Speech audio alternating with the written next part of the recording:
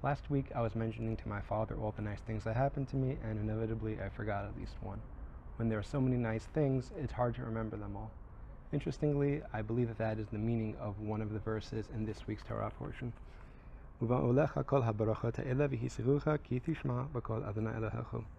all these blessings shall come upon thee and overtake thee, if thou shalt hearken unto the voice of the Lord thy God.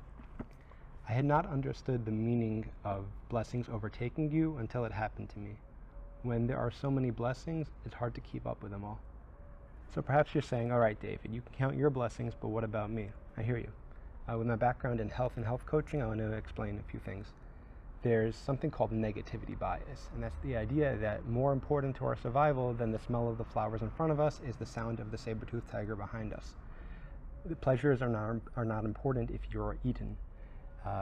Thus, being aware of dangers is more important than being aware of pleasures. This is not just okay, but beneficial in the short term, or rather to a certain extent. But when it becomes chronic, we might not experience any pleasures. So how do we get out of this? There are a bunch of ways, but one way I want to focus on in this video is the idea of gratitude, specifically gratitude journaling. This is the idea to, before you go to bed each night, to write down 3 things that you're grateful for, or 3 nice things that happened that day. And if you can't think of 3 new things every night, you can repeat stuff from the previous day or previous days. But let's say you're saying, I can't think of anything at all for day 1. How are you watching this video? Phone, tablet, computer, all of the above do you have? So that could be 1, 2, or 3 things. How are you taking it into your body? Eyes, ears, 1 eye, 1 ear? Even if it's just 1 eye or 1 ear, that's still vastly better than none. So that's another thing to be grateful for.